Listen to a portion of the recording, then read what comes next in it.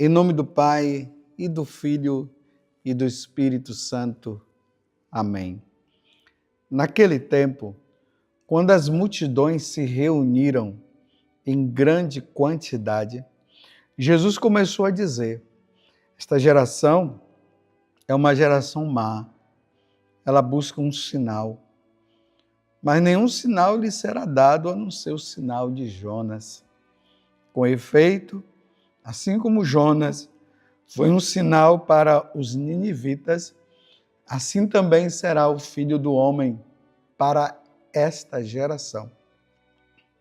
No dia do julgamento, a rainha do sul se levantará, juntamente com os homens desta geração, e os condenará, porque ele veio de uma terra distante para ouvir a sabedoria de Salomão.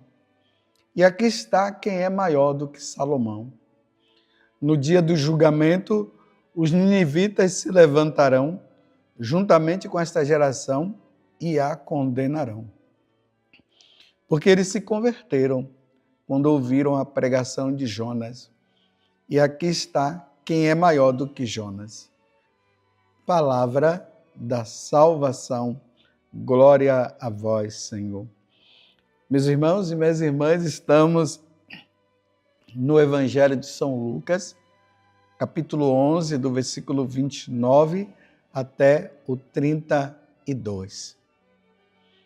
Agora Jesus está falando de uma questão de conversão. Ele está falando de julgamento. Diante de uma geração que se esfriou, que não quer saber de Deus e que fica justificando as suas faltas ou a sua falta de crença porque querem ver um sinal. Existem pessoas que elas dizem assim: eu só me converto se eu ver um sinal. Muitas pessoas, elas vivem assim. Sabe aquela história que diz que eu só creio se eu vejo? Só que o crer em Deus não está baseado em coisas sensíveis. O crer em Deus está baseado na fé. Nós cremos que Deus existe, não porque eu tenha visto. Eu nunca vi Jesus caminhando pelas ruas aqui de Cachoeira Paulista, não. A não ser no Santíssimo Sacramento. E mesmo assim, no Santíssimo Sacramento é para eu acreditar que ali está presente Jesus. E eu creio, porque ele disse: isto é meu corpo, isto é meu sangue. Então, nós vivemos um tempo de uma geração que não quer crer. Se pelo menos quisesse crer, mas não quer.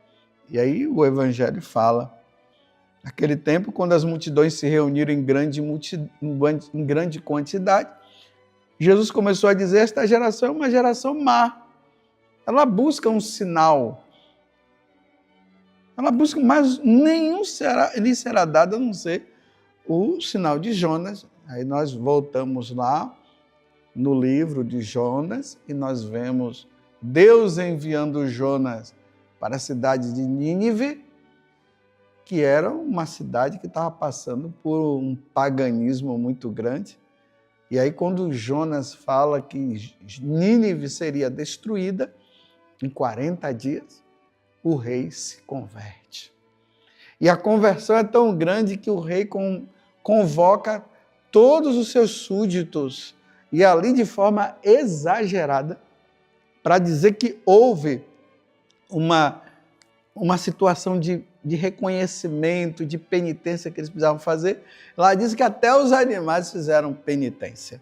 Para dizer assim, foi realmente uma conversão em massa.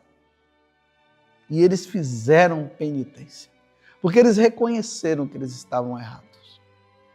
E depois Jesus fala também dessa rainha, a rainha de Sabá, Ela veio da Etiópia para ver Salomão, porque a fama de Salomão estava correndo solto, que era um homem muito sábio. Então ela disse, vou lá ver se esse homem é sábio mesmo. E ela viu, e aquela mulher também se converteu. Uma nação se converte por causa de Jonas. Uma rainha se converte por causa do rei Salomão. Aí Jesus está dizendo, eu sou maior do que Jonas. Não fique pensando aqui que Jesus está falando negócio de ciúmes, não tem nada a ver. Jesus está apenas dizendo que Ele é Deus. E é a partir dele que precisa acontecer a conversão. As primeiras palavras que Jesus fez quando ele começou a pregar foi essa: convertei-vos e crede no Evangelho. Os tempos se findaram, chegou a plenitude dos tempos, agora é a hora de se converter. E infelizmente, meus irmãos, quando Jesus fala esta geração, essa geração se aplica a todas as gerações até chegar à nossa geração. Hoje ele está falando para a nossa geração, que se essa geração não se converter, vai ser julgada.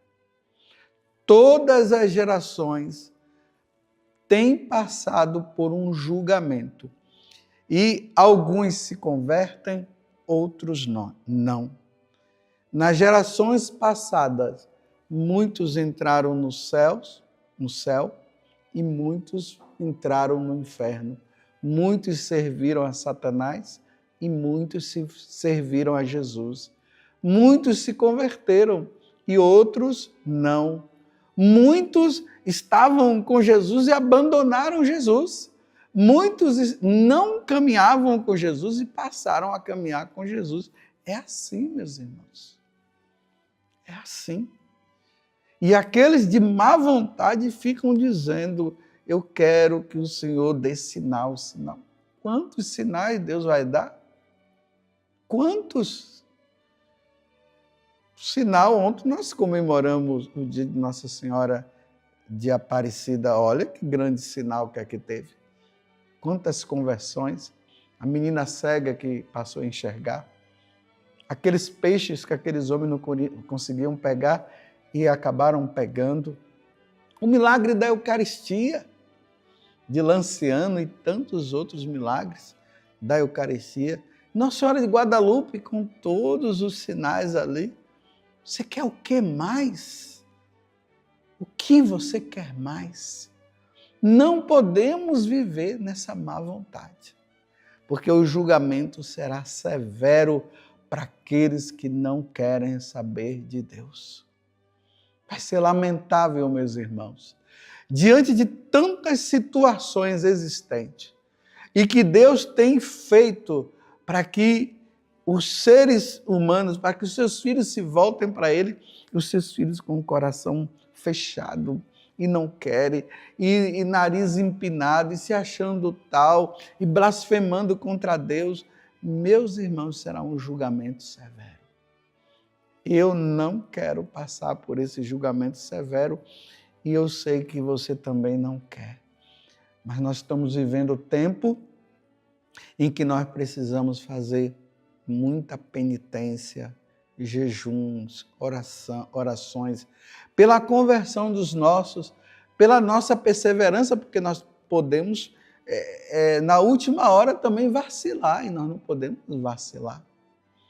E pedir para que realmente nós não venhamos a passar por esse julgamento severo. Que Deus nos ajude, diante de tantos sinais, que sejamos perseverantes, que sejamos fiéis. Ó Virgem Santíssima, não permitais que eu viva e nem morra em pecado mortal. Em pecado mortal não hei de morrer, porque a Virgem Santíssima há de me valer. Valei-me, Virgem Santíssima, e desça sobre você a bênção de Deus Todo-Poderoso, Pai, Filho e Espírito Santo. Amém. Meus irmãos, haverá o julgamento. Vamos ser fiéis para nós sermos absolvidos.